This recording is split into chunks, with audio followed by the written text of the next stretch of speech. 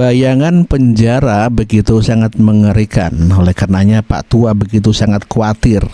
Makanya jadi orang jangan koar-koar bikin fitnah gitu Pak Tua ya, sehingga sudah tua malah akan hidup di penjara. Dan inilah Pak Rizal Fadilah, kita dengarkan sama-sama. Gitu kan, KPU atau DPD juga pemohon juga ikut sertanya DPD gitu kan, mengawal bersama lah gitu. Ijazah Pak Jokowi palsu.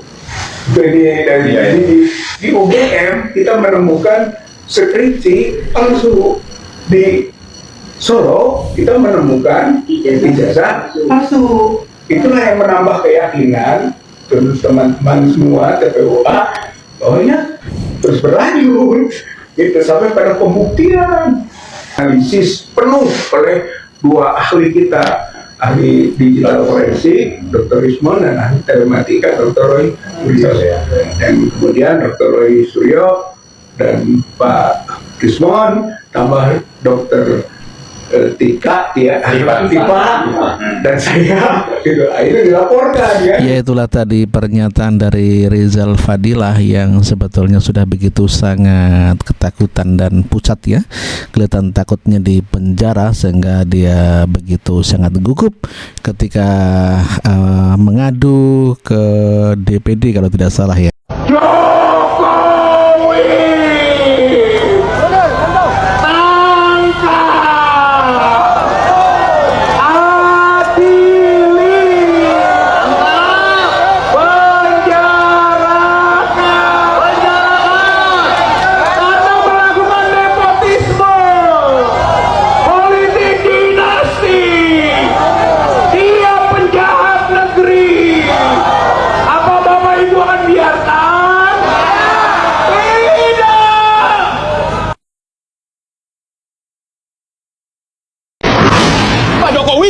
Mereka adalah orang jahat, mereka adalah pengkhianat, mereka adalah penjajah. Rakyat bisa baca siapa Agua, rakyat bisa baca siapa Antoni Salim, rakyat bisa baca siapa Joko Widodo, siapa juga Erlangga. Mereka adalah orang jahat, mereka adalah pengkhianat, mereka adalah penjajah, mereka adalah perampas tanah-tanah bangsa kita sendiri. Oleh karena itu kita siap melawan, secara hukum. Sivis, Basem, para belum. Kalau mau damai, siapkan perang. Kegiatan gitu, itu yang pertama yang ingin saya sampaikan. Yang kedua, sebenarnya kami sangat menyayangkan undangan ini tetap dikirimkan kepada kami oleh penyidik Polda Metro Jaya. Padahal pada kesempatan yang pertama itu selain kami sampaikan bahwa klien kami mengalami kecelakaan, perlu istirahat, tetapi juga klien kami menanyakan melalui kami kuasa hukum sejumlah substansi terhadap undangan klarifikasi itu yang sampai hari ini tidak dibalas. Etikanya sebagai lembaga, institusi yang mewakili negara, apalagi ini kelasnya Polda Metro Jaya loh, bukan kelas Polsek gitu ya, tapi tidak menjawab apa yang menjadi tanggapan kami, jangankan secara resmi, lisan pun tidak. Lalu secara spontan menyampaikan undangan klarifikasi kedua. Memang kami akui penyidik berwenang mengundang siapapun dalam konteks apapun, tetapi kewenangan itu dibatasi oleh undang-undang, sehingga ketika kewenangan tadi tidak dijalankan mengikuti batasan undang-undang, itulah yang disebut sebagai penyalahgunaan wewenang. Itu yang disebut sebagai abuse of power. Karena kegiatan begitu. Itu yang pertama. Di luar ini, saya mau tanya, Anda sempat mengalami kecelakaan katanya? Oh iya. Apa kecelakaan apa itu? Itu tabrak motor. Pulang dari Barreskrim, ya kemudian pulang ke Bandung. Bandung waktu mau belok, mau ke gang rumah saya, nyebrang, ada motor nabrak. Oh, siapa motornya itu? Nggak tahu lah, itu anak muda gitu kan, yang jatuh juga. Tapi karena saya menganggap tidak sampai tidak parah sekali, silahkan saja, udah dek pulang aja dek gitu. Saya bilang. Jadi bukan ada kecurigaan.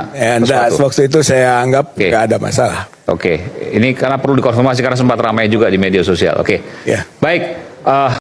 Confess atau lain-lainnya bahwa kalau itu adalah ijazah aslinya, maka itu palsu. Jadi Bapak Ibu yang saya hormati, waktu di UGM terbukti skripsi palsu, karena skripsi yang ditunjukkan oleh pihak UGM adalah apa yang sudah difoto oleh Dr. Rismon dan sudah dianalisis secara saintifik bahwa itu palsu. Jadi waktu di UGM terbukti bahwa skripsi Joko Widodo palsu. Dan ketika di Solo kita menyaksikan, tidak menunjukkan, tapi setelah itu ditunjukkan kepada wartawan, maka kesimpulannya juga ijazah UGM-nya palsu. Maka kita akan berburu terus ijazah itu. Saya kira intinya itu ya. Ya, saya kira mudah-mudahan karena ini bagian dari 3 jenis korupsi, financially corruption, korupsi finansial, satu, yang kedua authority corruption, korupsi kekuasaan, itu diawalinya adalah dari documentary corruption, korupsi dokumen mulainya.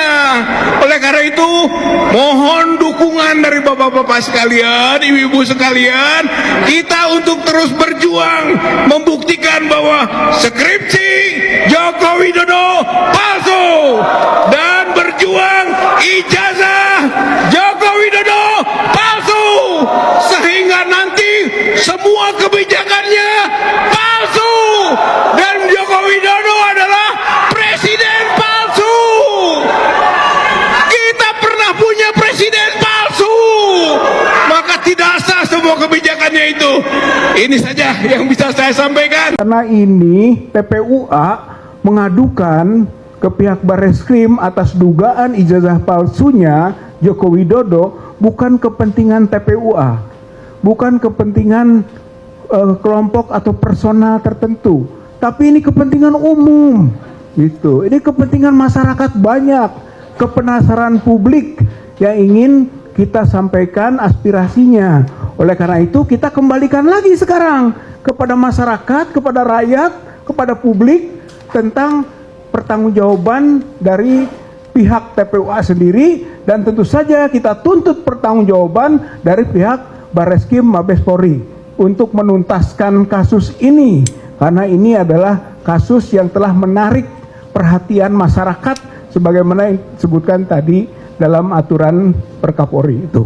Jadi intinya hari Senin insya Allah ya TPUA yang akan bersama-sama dengan tim advokasi anti kriminalisasi akademisi dan aktivis akan bareng-bareng kembali ke Barreskrim Mabes Polri untuk menyampaikan semacam nota protes sekaligus mendesak agar pihak kepolisian khususnya Mabes Polri segera menggelar yang disebut gelar perkara khusus, karena ini menyangkut perhatian publik ya. Belum selesai masalah ijazah palsu yang diduga kuat itu, belum selesai, apalagi dibangun framing seolah-olah ijazahnya sudah asli, padahal yang diperiksa juga adalah soal identik dan non identik.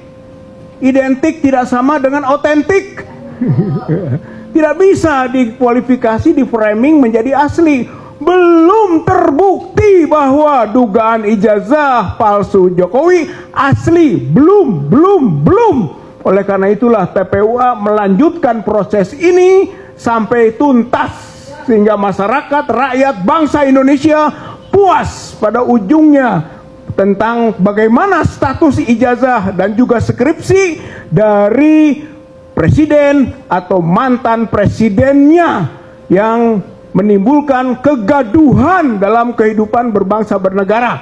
Oleh karena itu TPUA dan tim advokasi berbuat untuk kepentingan publik, untuk kepentingan masyarakat dalam rangka membela kebenaran, kejujuran, dan keadilan di negeri Republik Indonesia.